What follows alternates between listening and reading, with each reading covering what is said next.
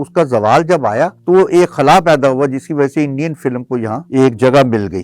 Cinema वालों के पास एक जवाब पैदा हो गया कि हमारे पास फिल्में नहीं है, चोर रास्ते से फिल्में आनी शुरू हो गई। इस तरह बड़ी फिल्में जो हिट फिल्में हमारी थी वो उनके सामने इंडियन फिल्में भी मुकाबला नहीं कर सकी। जब उसे अट्रैक्शन होगी कि ये 25,000 दे रहा है, वो मुझे 1 लाख किराया देगा, तो वो फौरन से कहता आप उतार रहे हैं। वो तो 200-300 में बहुत मुश्किल था उनके लिए वो सरवाइव करना। तो वहां भी वो चीखते थे कि रेट कम किया जाए, रेट 50 रुपया या 100 रुपया रेट हो। उन्होंने ये किया कि यहाँ जब नहीं था ये काम पोस्ट प्रोडक्शन का, तो उन्होंने बैंकॉक से जाकर करवा लिया। जी की जो फिल्में हैं उनके बारे में एक आम तासुर ये भी है कि वो फिल्म नहीं ड्रामा है। फिल्में तो अंधेरा है और आप है स्क्रीन है, उसमें आप बारीकी भी देख रहे हैं, उसकी खामियां भी नजर आ रही हैं, आपको तो हर चीज नजर आ रही है। यानी चूड़ियां फिल्म ने अगर करोड़ रुपए का बिजनेस किया तो उसमें अंदाजा लगा 50 तो वो गवर्नमेंट लेगी होगी। अब वो कहते हैं कि 2 अरब रुपया गवर्नमेंट अनाउंस किए में वैसे कि अच्छी फिल्म बनाने वाले को, लेकिन वो शराइत इतनी कड़ी है उस बंदे को उसका हक नहीं मिलता जो मतलब लाइन में लगा होगा। जी अस्सलाम वालेकुम व्यूअर्स, आप देख रहे हैं मशरिक डिजिटल पर एक सिलसिला सनमा की कहानी सैयद साजिद यज़दानी की जुबान। सैयद साजिद यज़दानी साहब 5 दहाइयों से ज़्यादा अरसा शोबिज़ सहाफ़त से वाबस्ता रहे। एक तवील सिलसिला सनमा का फिल्म का अरूज-ओ-ज़वाल देखा और आपके सामने हम उसी अरूज-ओ-ज़वाल की दास्तान लेकर आते हैं और यज़दानी साहब अपनी यादें शेयर करते हैं, अपनी मालूमात और इंकशाफात भी करते हैं। बहुत सारी चीज़ें जो कहीं पर किसी ना खबर की जीनत बनी, ना किसी ऐसा वाक़या जो सामने आ सका, लेकिन चूँकि ये बराह रास्त जुड़े हुए थे। यज़दानी साहब, हम 90 की दहाई और शान की एंट्री और उसके अरूज तक पहुँचे पिछले प्रोग्राम से। बिल्कुल।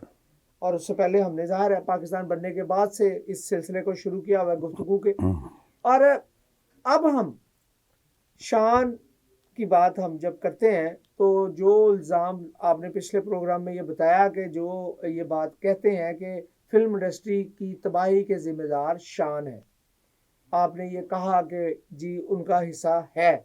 शान तो अपना अरूज देख कर चले गए, लेकिन क्या वो ऐसी बुनियाद रख गए कि उसके बाद फिल्म इंडस्ट्री खड़ी नहीं हो सकी? नहीं, ये ऐसी बात नहीं है। हाँ जी, ये उसका तो उसमें मुअम्मर राना थे, बाबर अली थे, जैसा कि मैंने पहले अर्ज किया था कि इसमें इसका हिस्सा आप कह सकते हैं। और हिस्सा बकदर जुस्सा, अच्छा, यानी इससे वो ताकतवर थे, उनका हिस्सा जरूर था। इसके जवाल की तरफ उनका नुमाया हिस्सा रहा कि उसका जवाल जब आया तो एक खला पैदा हुआ जिसकी वजह से इंडियन फिल्म को यहाँ एक जगह मिल गई। सिनेमा वालों के पास एक जवाब पैदा हो गया कि हमारे पास फिल्में नहीं है। उस कमी को पूरा करने के लिए उन्होंने वो इंडियन फिल्म का सहारा लिया और जैसे तैसे भी, जैसे मैंने क्या आपको बताया कि गैर कानूनी या गैर अखलाकी तौर पर दोनों चीज़ों को आप सामने रखें कि एक नया रास्ता निकाल कर चोर रास्ते से फिल्में आनी शुरू हो गई। उनको कैनेडियन फिल्म साज जाहिर करके दुबई का फिल्म साज को प्रोडक्शन बनाकर पाकिस्तानी, ये एक एग्रीमेंट ऐसा बना लिया गया और फार्मा जिसे वो पूरा करके वो फिल्में यहाँ आनी शुरू हो गई और ये फिल्में यहाँ लगनी शुरू हो गई। जब लगनी शुरू हुई तो उस वक्त भी शान की फिल्में भी लग रही थी, जैसा ये मुजाजन लगी थी, इसके सामने कई बड़ी फिल्में लगी, चूड़ियां के सामने कई फिल्में लगी। इस तरह बड़ी फिल्में जो हिट फिल्में हमारी थी वो उनके सामने इंडियन फिल्में भी मुकाबला नहीं कर सकी, हॉलीवुड की फिल्में भी मुकाबला नहीं कर सकी, चूंकि पाकिस्तानी फिल्म का उस जमाने में कंटेंट जो था वो बड़ा मजबूत था। खुसूसन सैयद नूर साहब की फिल्मों का उनकी फिल्मों ने मुकाबला किया इनका, तो वो फिल्में उनके सामने नहीं ठहर सकी। लक्ष्मी चौक पे तो यह वहां तो लगती थी, लेकिन यहाँ मकलोन रोड के सिनेमा पर पंजाबी फिल्मों का और ये जो लोकल फिल्मों का राज रहा, यहाँ पर इंडियन फिल्मों को रसाई वैसी नहीं मिल सकी। लगती भी थी तो 2-3 लोग बैठे होते थे, 10-15 लोग बैठे थे, हमारी फिल्म का शो फुल होता था, याद होता था।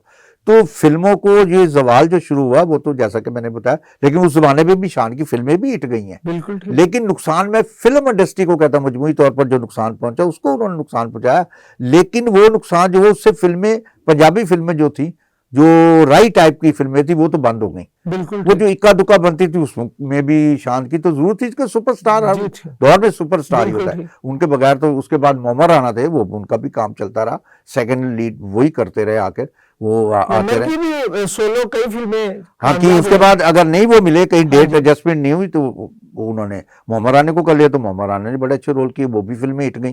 तो इस तरह वो फिल्मों के लिए जगह तो थी, लेकिन जो इन्होंने चोर रास्ता निकाला इंडियन फिल्म का यहाँ लगाने का, उसमें ये वो कोई बहुतात हो गई, फिल्मों की यलगार हो गई जब जी, एकदम। ठीक, तो हाँ। सिनेमा वाले लालची होते हैं बुनियादी तौर पर। हाँ जो जी। सिनेमा मालिक होता है, जो बिल्डिंग का मालिक होता जी, है, जी। उसे तो किराया चाहिए होता है ना, बिल्कुल ऐसा और ही। ज्यादा चाहिए होता है, वो तो किराएदार को निकाल वो देता तो बिल्कुल फिल्म में 700 एक किराएदार होता है, एक बिल्कुल। हफ्ते के लिए लेता, 2 हफ्ते के लिए सिल्वर जुबली तक ले लेगा, सही। किराया देता रहेगा। जब उसे अट्रैक्शन होगी कि ये 25,000 दे रहा है, वो मुझे 1 लाख किराया देगा, तो वो फौरन से कहता आप उतार लें। ऐसे ही हुआ। वो फिल्में उतार, सिनेमा वाला भी उसके बाद वजह बना। वो फिल्में जो बुरी कंटेंट की थी, जिसे हम कहते हैं कि वो फिल्में जो आई हैं एंड वाली फ्लॉप फिल्में हो गई, फ्लॉप हुई थी, लेकिन उन्हें मौका तो मिलता था ना। बिल्कुल फ्लॉप, ठीक। राइट साहब की फिल्में फ्लॉप नहीं होती, बिल्कुल ठीक। उनकी भी तो इक्का दुक्का 2 4 6 फ्लॉप, बाकी बिल्कुल सारी ऐसे फ्लॉप। सारी। लेकिन वो फ्लॉप फिल्मों को टाइम इतना अच्छा सिनेमा में मिल जाता था कि वो पैसे पूरे कर अच्छा, लेते ये थे। जो डिजिटल दौर है, हम्म, ये भी जब आता है जी तो इसमें अखराजात एक तरफ ऑलरेडी फिल्म मेकिंग के बहुत ज़्यादा बढ़ जाते हैं, लेकिन इसमें जो बड़ा खर्चा वो नेगेटिव का और वो तो ख़त्म हो जाता है। लेकिन ये हमें नए सिनेमे की जो जिद्दत देखने में आती है डिजिटल दौर में, उस वक़्त तक तो मेरा ख्याल है पाकिस्तान फिल्म इंडस्ट्री तकरीबन इख्तिताम पजीर हो चुकी थी। लाहौर में तो अब भी शायद ना होने के बराबर है। बराबर, बिल्कुल। कुछ कराची से बनने वाली फिल्मों ने सहारा दिया। अच्छा, थोड़ी सी अगर हम बात करें कराची फिल्म इंडस्ट्री की, एक तो हम अक्सर सुनते हैं, देखते हैं कि उनके लोग वहाँ, यहाँ से जो लोग वहाँ काम करके आते हैं, उनका ये कहना है कि उनमें प्रोफेशनलिज्म बहुत ज़्यादा है। इसके अलावा उनमें क्या खूबी है? प्रोफेशनलिज्म सबसे बड़ी खूबी यही होती है किसी चीज में। आप क्योंकि जब आप अखबार निकाल रहे हैं, आप टेलीविजन जो चला रहे हैं, तारीखी अखबार हफ्तरोजा निगार है, उससे आप भी वाबस्ता हैं, और वो गालबन कराची से ही निकलता है। जी बिल्कुल, आपने ठीक फरमाया। वो जो दौर जो था ना, वो डिजिटल नहीं था। जी, जो बिल्कुल मैकलोड रोड का सिनेमा भी डिजिटल नहीं था। ये डिजिटल सिनेमा बना लाहौर से मज़ाफ़ात में, नई आबादियों में, मॉडर्न एरियाज में, शॉपिंग प्लाजेज में, इसमें बने वो सिनेमे। और वो छोटे छोटे सिनेमे बनाए गए ताकि उसकी रिक्वायरमेंट, उसका टिकट रेट ज़्यादा था, लोग वहाँ आने शुरू हो गए, उनके क्लास के लोग, एक रुझान बना, लेकिन बहुत कम है ना वो रुझान जो वो बहुत अच्छा, कम। उन डिजिटल फिल्मों में हमें हमारी जो बड़ी कास्ट की नहीं नजर आती। नहीं, वो डिजिटल फिल्म चूंकि शुरू ही कराची में हुई, यहाँ तो हुई नहीं। यहाँ तो इक्का दुक्का लोगों ने की, बस इक्का दुक्का, वो फिल्में चूंकि नहीं चली, वो बेचारे फिर चूंकि अखराजात ज्यादा हो गए उनके, तो वो रोल बैक कर गए। वो कहने, उन्होंने कहा जी हम नहीं ये काम कर सकते चूंकि महंगा काम है। उन्होंने उसको महंगा काम समझ के बंद कर दिया कि इसकी रिकवरी नहीं है हमारे यहाँ, क्योंकि इनको लाहौर और कराची में, पंजाब में सिनेमा भी वो वाले दस्तयाब नहीं है। अगर ये शॉपिंग प्लाजोस पे है ना, लेकिन वो भी वो इनको फिल्में दे, वो लाहौर टाइम नहीं दे रहे, क्योंकि उनके पास भी फिल्मों की बता थी। एक तो कराची की, एक इंडियन कंटेंट जो थी वो आ रही है, कनाडा की फिल्में चाहे आ रही हैं, हॉलीवुड की आ रही हैं, तो उनके लिए वो वहाँ चूंकि क्लास आती है, वहाँ आम मासिस नहीं आते, मासिस के बस की बात भी नहीं, उनके पास इतने रेट इतना हाई है, 2-3 हज़ार रुपए की टिकट वो नहीं खरीद सकते। वो तो 200-300 में बहुत मुश्किल था उनके लिए वो सर्वाइव करना। तो वहाँ भी वो चीखते थे कि रेट कम किया जाए, रेट 50 रुपये या 100 रुपये रेट हो, तो वहाँ तक चलती रही। जब तक रेट 50-100 तक रहा ना, फिल्म इंडस्ट्री यहाँ लाहौर की जो लोकल है, जो सिंगल सिनेमा थी, वो चलती रही। वो भी खत्म इसलिए हुआ कि जब इंडियन फिल्म आ गई तो उन्होंने रेट यहाँ भी बढ़ा दिए, यहाँ भी रेट अप हुआ। और दूसरा, वो वहाँ जाने से कासर थे, जिस मार्केट में वो फिल्म लगी है बड़ी, वो एक तो उनकी अंदरून शहर वाला वहां तक उसकी रसाई नहीं, चला जाए तो उसके लिए वो एक घुटन का माहौल है, उसका वो मैनेज नहीं करता। एक माहौल, दूसरा पैसे उनके लिए, 10 आदमी चले गए तो 10,000 रुपए चाहिए उसके लिए, तो महंगा सौदा उनके लिए, एक महीने की आमदन है। तो वो एक फिल्म देखना एक महंगा, वो पब्लिक तो सिनेमा से मासिस जो वो खत्म हो गए। अब खास लोग ही देखते हैं जो वहां जाते हैं, वहां जब रसाई है तो वो थोड़े लोग होते हैं, उससे फिल्म का प्रॉफिट नहीं हो सकता, बड़ा मुश्किल। वो कोई हिट फिल्म आ जाए या उसका प्रोपेगेंडा इस कदर हाई किया गया हो कि उसको लोगों को खींच कर ले आए, तो उस फिल्म से ज्यादा उस पर पैसा खर्च किए जाए और लोग ले। वो फिल्में इसीलिए चलती हैं जिनको बड़े बड़े मीडिया पार्टनर मिल जाते हैं, वो बार बार 24 घंटे में लूप की तरह हर खबरनामे में भी बताते हैं, उससे कि थोड़ा सा उनको मिल जाती है। बाकी वो फिल्म जो है ना, वो कराची में, अब असल आपके सवाल की तरफ आता हूँ, कि जो कराची में है ना, वो प्रोफेशनल लोग हैं। उन्होंने ये किया कि यहाँ जब नहीं था ये काम पोस्ट प्रोडक्शन का, तो उन्होंने बैंकॉक से जाकर करवा लिया। शुरू में इंडिया भी जाते रहे, जब तक आमदरफ्त रही तो वो वहाँ से फिल्में करवाते रहे पोस्ट प्रोडक्शन का। जब ये मोदी सरकार आई, इन्होंने पाबंदियाँ लगा दी, तो इन्होंने अब बैंकॉक या कहीं और बाहर से करवा लेते। कुछ अब उन्होंने कराची में भी ये इंतजाम कर लिया, अब वहाँ भी पोस्ट प्रोडक्शन वो अपना करा लेते। लेकिन जो हाई रेजोल्यूशन की फिल्में या बड़े बजट की फिल्में, वो तो बाहर से करवाते हैं अभी। तो उससे बजट जो उनका 2.5-2 करोड़ रुपया बढ़ जाता है, वो बढ़ जाता है। तो वो रिकवर करना जो है ना, ये हमारे छोटे मोटे प्रोड्यूसर के बस की बात नहीं, फिल्म बजट से आउट हो जाती है। तो कराची वाले कोशिश करते हैं, वो इसीलिए त्योहारों पर, त्योहारों पर, दिन त्योहार पर, जैसे ईदैन पर आप कह लें, या और कोई फंक्शन है, बसंत पर जैसे कोई फिल्म लग जाएगी, अच्छे मौसम में लग गए, तो उसके लिए वो फिल्में मखसूस दिनों के लिए बनाते हैं कि भाई लोग, जिसमें लोग निकले हों घरों से, वो आ जाएं किसी तरीके से। जब वो आ जाएंगे तो हमारे लिए थोड़े से पैसे, वैसे फिल्म का यहाँ वो रिकवरी जो है बहुत मुश्किल काम हो गया। वो चाहे कराची में लाहौर फिल्म बनाए या लाहौर में, क्योंकि कराची में जो बना रहा है, कराची की जो फिल्में हैं उनके बारे में एक आम तासुर ये भी है कि वो फिल्म नहीं ड्रामा है।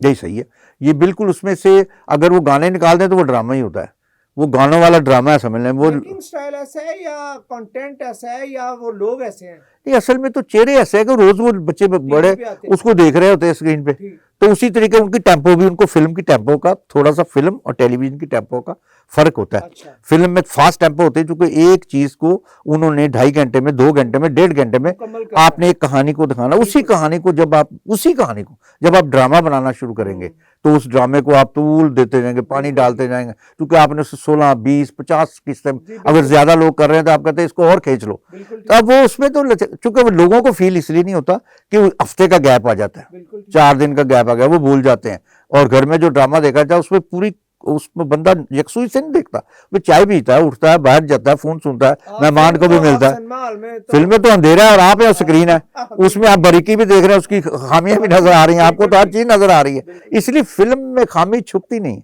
और उसका टेम्पो जो 2.5 घंटे में आपने उसको फास्ट करना है, अब उस टेम्पो को टेलीविजन वाला बड़ा मुश्किल हो जाता है, जिसको एक आदत है कि लंबा पानी डालकर बेचने की दूध, अब वो उसके लिए खालस जो है ना, बड़ा मुश्किल है कि 2.5 घंटे में उसको अपनी बात को समअप कैसे करे, और टेम्पो उसकी बनाए इस तरह के लोगों को अच्छी लगे, और बांध के बैठा दे उसे। तो वहां तो बांधना नहीं है, वहां तो कहना उठे जाओ, बाहर से चक्कर लगाओ, कल देख लेना, फिर क्या है, अभी रात को फिर रोक लो, रात को ज्यादा टेलीविजन फिल्म वो ड्रामा, इसलिए वो उनका वो चला नहीं, उनका वो। आपको अब क्या लगता है कि क्या वैसे तो कई साल पहले ही ये कह दिया गया कि पाकिस्तान में फिल्म इंडस्ट्री का मुस्तकबिल, ख़ासतौर पे लाहौर में जो सूरत हाल दरपेश है, और लाहौर में तो अब स्टूडियोज़ भी उस तरह फाल नहीं रह गए, और इक्का दुक्का अगर प्रोड्यूसर्स हैं भी तो वो उस तरह काम नहीं कर पा रहे। तो फिल्म इंडस्ट्री की तरफ से हमेशा एक आर्टिस्टों की तरफ से और हुनरमंदों की तरफ से एक तकाजा किया जाता रहा, एक बाकायदा इसको एक, जैसे पंजाबी में इनका होता है ना, मेड़ा बन गया कि हुकूमत जो है वो सरपरस्ती नहीं करती, हुकूमत इसे इंडस्ट्री तस्लीम नहीं करती। तो क्या प्राइवेट सेक्टर की सरपरस्ती हुकूमत करेगी तो वो चलेगा? ये तो फिल्म इंडस्ट्री तो प्राइवेट सेक्टर था, आप खुद भी लिखते रहे, इस पे बहुत ज्यादा लिखा आप लोगों ने कि ये असल में मुद्दा था क्या कि जनाब हुकूमत सरपरस्ती, हुकूमत क्यों करे प्राइवेट सेक्टर की सरपरस्ती? नहीं, हुकूमत इससे ज्यादा आप बताए कि हम जो 70 साल से 50 साल से मुतालबा करते चले आए हैं कि आप सरपरस्ती करें, सबसे पहले हम कहते थे कि टैक्स माफ कर दिया जाए। ठीक, अगर आप टैक्स माफ कर दें तो हमारी इंडस्ट्री अपने पांव पर खड़ी हो जाएगी, क्योंकि आधी से ज्यादा, एक जमाने में 100% टैक्स था, यानी वो पूरे का पूरा ही ले जाते थे, 70% हुआ, 50% हुआ, बल्कि उस जमाने में अगर कोई फिल्म किसी ने टैक्स माफ करवाना होता था तो उसके लिए वो बहुत बड़ी फिल्म हो, वो इस्लामी या मैसेज हैदर अली हो या कोई इस टाइप की, तो वो जाते थे, वो फाइल लेकर गवर्नमेंट के पीछे बस जूते के साथ देते थे कि इसका टैक्स माफ कर दिया जाए। टैक्स माफ करने से ये होता था कि टोटल रकम जितनी ग्रॉसिंग है, जो भी आप वहां से विंडो से हासिल करते हैं, वो सारा प्रोड्यूसर ले जाएगा, तो उससे पैसे फिर, यानी चूड़ियां फिल्म ने अगर करोड़ रुपए का बिजनेस किया तो उसमें अंदाजा लगा 50 तो वो गवर्नमेंट लेगी होगी, तो आधा वो ले गया, अगर 2-5 करोड़ है तो वो आधा 2.5 करोड़। मोहल्ला जट करने के पैसे लेती थी, कुछ नहीं करती थी, इसको एक पैसे की कोई उनको नहीं देती थी। उस जमाने में फिल्म का इतना था कि काम इतना चलता था कि उससे इसको गुंडा टैक्स लगाया हुआ। फिल्मी मशीनरी के लिए रायत दी जाती थी? नहीं, कुछ भी नहीं, कुछ भी नहीं। अच्छा, कुछ नहीं। लेकिन अब ये हाल है कि फिल्म नहीं बन रही तो उन्होंने टैक्स माफ किया हुआ उस पर माफ किया कि जो एटम आपकी फैक्ट्री में बनती नहीं, उस पर वो, अब जो टिकट माफ है तो कोई एक बंदा नहीं देखने जाता, सिनेमा खाली पड़े तभी तो टूटे ना। अगर बंदे आ रहे होते तो वो कभी भी, तो उनके पास पैसे आ रहे हैं रोज के रोज की, तो वो नहीं तोड़ते। तो उन्होंने तोड़े इसलिए कि लोग नहीं आ रहे थे, लोग इसलिए वो सारे पैसे जो आते थे वो ले जाते, प्रोड्यूसर को भी कुछ नहीं मिलता था, आधे पैसे, आधे में से उसने किराया भी देना है, फिर उस उसके अपने जो अखराज जो फिल्म पर लगे वो भी निकालने हैं, असली उसमें को तो फिल्म भी बनानी है। इसके बावजूद इतने दलेर प्रोड्यूसर थे कि वो फिल्में बनाते थे उस जमाने में भी, इतना ग्रास दे, आधे आधे पैसे देकर भी, यानी 100% भी देकर ना वो फिर भी बनाते थे फिल्म। 100% भी रहा है। हाँ, 100% भी टैक्स था, अंदाजा लगाया मैं, 70% भी रहा, तो कमाल था मेरा। और हमें वो कन्विंस करते थे, यार आप कहें गवर्नमेंट, हम लोग मुतालबे अदारिये लिखे जाते थे अखबारात में, मुताल कि यार टैक्स माफ किया जाए, इनको टैक्स की सहूलत दी जाए, वो कर करके मर जाते थे। आज गवर्नमेंट नारे मार रही है हमारा बाप है, आओ जी लगाओ फिल्म, अब फिल्म होगी तो जब आपने मार ही दिया सबको, है कहां से आए सदा या ला इलाहा इल्लल्लाह, बात यह है कि आवाज कहां से आएगी जब आपने पहले उसका गला ही गूंद दिया उसका, कि आपने जब उसको मार दिया, पहले आप देते इसको, अब वो टैक्स चीजों पर भी माफ है, अब इन्होंने रियायतें दी हैं कि मशीनरी पर भी कौन लाएगा जब एक चीज ही नहीं, यहाँ प्रोटेक्ट ही नहीं, जिसकी यहाँ पर खपत ही नहीं है, उस चीज के लिए कोई ना तो वो ला रहा सामान ला रहा है जदीद, हालांकि गवर्नमेंट ने बड़ी इस पे रियायतें दी हुई हैं, इस पे कई बजटों में ऐलान किया हुआ कि आप ये ला सकते हैं, ये सामान फिल्म का आप ले आएँ तो आपके लिए कोई वहाँ से कोई टैक्स नहीं होगा बाहर से। लेकिन अब ये जदीद लाकर क्या करेंगे, इतना महंगा लाकर मशीनरी, यहाँ वो फिल्म ही नहीं बन रही, यानी एक फिल्म साल के बाद कोई कराची में 2 मिलेंगे या यहाँ बनेंगे, उसके लिए तो वो मशीनरी नहीं लगाएगा, वो तो इसलिए लगाएगा कि मेरे मुलाजम रखे हुए मेरी मशीनरी है, वो दिन रात चलेगी तो उसको पैसे देगी ना, तो वो यहाँ पर तो हर सूरत अब है। अब ये कहना कि गवर्नमेंट नहीं दे रही, गवर्नमेंट अब सिर्फ वो कह रहे हैं कि पैसे दे पहले से वो बनाए, अब ये तो मैं ना 9 मन तेल होगा ना राधा नाचेगी, अब वो कहते हैं कि 2 अरब रुपया गवर्नमेंट अनाउंस किए मैं वैसे कि अच्छी फिल्म बनाने वाले को, लेकिन वो शराइत इतनी कड़ी है, वो कैसे होगा कि वो कहते हैं जितने पैसे हम लेंगे उतने आपके पास भी हों, और आपके पास जो है वो आप शो करें, फिर आप शो करेंगे व्हाइट में शो करें, फिर आप उस पर टैक्स दे रहे हैं कि नहीं दे रहे, अब इतनी शर्तें लगा दी हैं कि वो दिखाने की भी, तो एक तो वो वैसे पकड़ा जाएगा इतने पैसे शो करके गवर्नमेंट को वो देने के बजाय लेने के लिए के चक्कर में है कि उनके से पास जो थोड़ा बहुत है छुपा हुआ खजाना उसमें भी निकाल लिया जाए, इनके घर से निकाल लिया जाए। अब वो सोच रहे हैं कि कहाँ से, वो मुतालबे करते हैं जी वो 2 अरब जो रखा वो हमें दे दे, 2 साल हो गए, पिछले साल भी हुआ, इस साल भी हुआ कि गवर्नमेंट ने कहा जी हमारे पास 2 अरब रुपया पड़ी है इन चीजों, अब बनी, अब कमेटी भी बनी, लेकिन अभी तक कोई हिल जुल कोई नहीं ना, कमेटियां बनती हैं, शरायत आपके मुताबिक उन्होंने रख दी, शरायत उन्होंने रख दी कि भाई आप टैक्स पे हो, आपका ये हो, आपने साल में फिल्म बनाई, साल में तो कई सालों में नहीं बनाई फिल्म, अब उसने फिल्म बनाई हो, 1 साल में आपने एक फिल्म बनाई है, वो बताएं कितनी फिल्में बनाई थी, वो क्या थी फिल्में, अब वो लगा के भेजेगा साथ, तो वो मतलब ना ही समझो ना इसको वो क्या करे, यानी जिस फिल्म ने फिल्में बनाई वही है जी, जो बरादरी बेस पे फिल्में बनाई है, लाउडिज्म पर बनाई है, जो वो बेचारा वो अपना सनद भी नहीं लगा सकता जी मैंने ये बनाई है, वो बेचारा वो तो उसको ना इधर से हो जाएगा, कोई पैसे से हो जाएगा, कोई इधर से हो जाएगा, यानी वो 2 अरब गवर्नमेंट देना तो चाहती है, लेकिन किस तरह देगी, ये किस तरह देना चाहती है, लेकिन अगर खुले दिल से दे, अगर सपोर्ट करे खुले दिल से, तो वो फिल्म साजी कर सकते हैं, लेकिन वो भी उनको भी स्क्रूटनी करके अच्छी तरीके से उनकी जमानतें लेकर उनको दे दिया जाए, तो उनसे फिर तो रिजल्ट मांगा जाए। अगर उनसे गवर्नमेंट ने अपना पैसा ही जाया करना, फिर लुटाना तो वो तो obliging करना, तो oblige करे अपने बंदों को करना, तो लेकिन ये भी मैं समझता हूँ वो लोग ले जाएंगे जिनका हक नहीं बनता, ठीक उनको फिर नहीं मिलेगा, बाला हमेशा ही होता है, हमें ये इस यहाँ पर ये आपको उस बंदे को उसका हक नहीं मिलता जो मतलब लाइन में लगा होगा, वो उससे आगे लोग ले जाते हैं जी अपने तल्लुकात, कुछ सिफारिशें, कोई मिनिस्ट्रियाँ, कोई और बड़े बड़े आला जो रास्ते होते हैं जिनके, क्योंकि ये चीजें मिलती हैं, ये करोड़ों के फंड जो है वो आम आदमी को तो नहीं मिलते ना, आम प्रोड्यूसर को मिलेंगे, वो भी आम शहरी है, तो उसके भी अगर सोर्स है उन प्रोड्यूसर्स के जिनके ऊपर तक रसाई है तो वो तो ले जाएंगे, तो बात ये है कि पैसे वही ले जाएंगे जो पहले जिनके पास पैसे हैं, तो वो जो बैठा हुआ भूखा वो भूखा ही रह जाएगा, तो इसलिए सनमा की कहानी सैयद साजिद यज़दानी की जुबानी का सिलसिला बहुत ही दिलचस्प मरहले में दाखिल हो गया कि मामला जब सनमा की बजाय हुकूमत पर आया, और जब यज़दानी साहब ने यह बताया, हमने सुना, आपने भी देखा कि 2 अरब हुकूमत ने अनाउंस किया फंड का, और जैसे इन्होंने बताया कि अभी तक गालबन 1 धेला किसी को जारी नहीं हुआ, उसकी शराइत बहुत कड़ी है।